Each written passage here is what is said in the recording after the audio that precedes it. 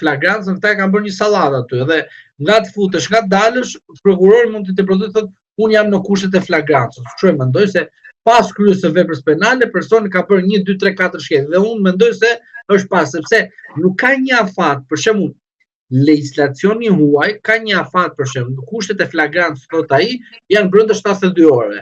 Në rast se të ka brenda 72 orë për këto vepra penale, edhe brenda këtij afati të fus në burg.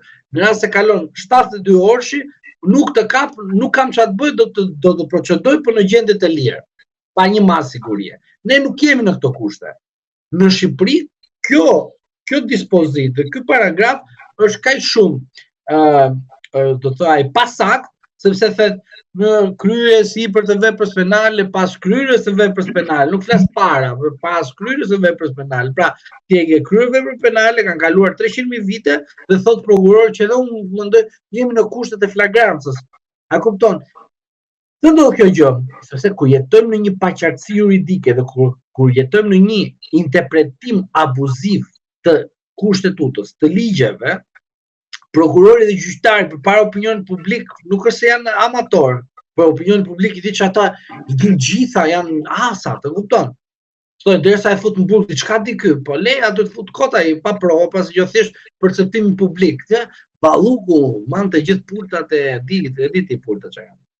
Jo pultat të shtëpia, kupton, pultat e por janë ca pulta që qarkullon djathtas malë ditë që gazetar lem ose komenton.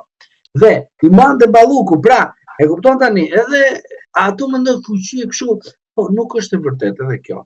Pra do të thotë që situata ndonjëherë është kaq shumë abuzive dhe njerëzit mbi abuzivitetin që mundet edhe nga ajo që ne flasim ndonjëherë nga mosmarrja e informacionit të saktë ngatrojnë gjatë rrugës, unë tregoj tek ju është ky fakti konkret.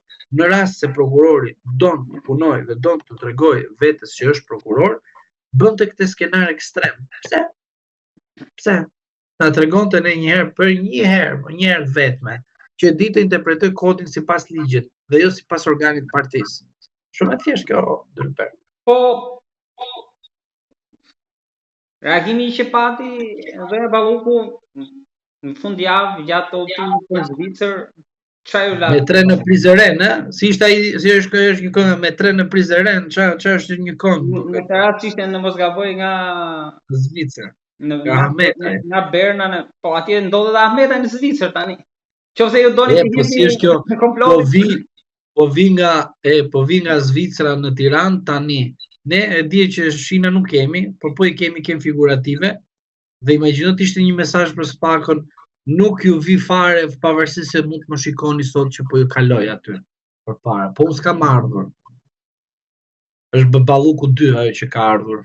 Origjinali është akoma në Zvicër në tren edhe po vjen. Imagjinat kjo e pa e mirë. Po gjithsesi, shiko, e vërteta është që mund të bëj një pakt ajo me Ahmeten dhe ti thotë unë po shkoj në Tiranë për pareqitem. Mirë, po ti mos dil motë syri në televizion. Unë me ty i bëjmë ato marrëveshje ashtu si di ti mirë. Unë e di që ti ke inat sepse unë bëra zëvendës kryeministre. Unë do vazhdoj karrierën time sepse unë jam zëvendës kryeministre. Nuk e traftoj Edi Ramën, se Edi Rama më ka ndihmuar. Ja ka thënë qarta jetë, dhe i ketë qarta të këtë gjë. Treni nuk është treni thjesht për na thot në ajo që do vi shinat nga Zvicra këtu. Sa do nga Zvicra nuk e besojnë që do vi këtu treni. Po ajo thot që unë kam bërë marrëveshje të mia në Zvicër dhe dihet kush është Zvicra, kush, Ahmeta. Po ti ishte Ahmeta që të reagonte, do reagonte para zgjedhjeve dhe pas zgjedhjeve. Ahmeta i sa fitonte në gjyq nuk reagon më. Shumë e thjeshtë kjo. Avokat, po, për rastin e Veliaj ne kemi folur shumë dosjen kush e përgatiti, e më the thash. Po në këtë rast çfarë di për dosjen? Në Gazmend Bardhi di për dosjen, i vetmi që di për dosjen dhe i vetmi i cili pra është nga përkëtimet e PD-s. E kallëzimet e PD-s. Po, shiko, po, normale PD sepse dhe Gazmend Bardhi i cili qëndroi krye i grupit parlamentar të PD-s ka si objektiv zonja Balluku të keni parasysh. Pra është një sipërmarrje e qëllim që unë do godas zonjën Balluku. Kjo është fakt konkret, ne nuk po bëjmë imagjinat, ne po themi të vërtetën. Është shumë e vërtetë kjo. Ajo është goditur politikisht dhe juridikisht nga Partia Demokratike. Tani, a ta marrim këtë si një luftë politike, edhe mund ta marrim, por e vërteta është që është një pakt politik që nuk kupton goditje politike ndaj saj. Pra, në rast se Velia godit nga Nesti, që është Nesta, po gjithsesi. Këtu kemi të bëjmë nga gazi. Gazi, botës, po, që unë shiko, mua kjo më bëri këtë, unë çfarë do t'i bëj kësaj, do t'i bëj gjë, më çfarë, do bëj presion ndaj Spaku që kjo të procedohet. Shiko, duhet të kuptojmë diçka. Nuk ka rëndësi çfarë masi do t'i jepet sot asaj. Fare nuk ka lidhje. Ore, jepi çfarë do lloj mase sigurie jepi? Jepi më ekstremen, fute në burg, kalbe në burg. 1. Person nuk do flasë. 2. Person e di shumë qartë për çfarë po shkon aty brenda. Dhe 3. Personi është besnik ndaj kryetarit vet.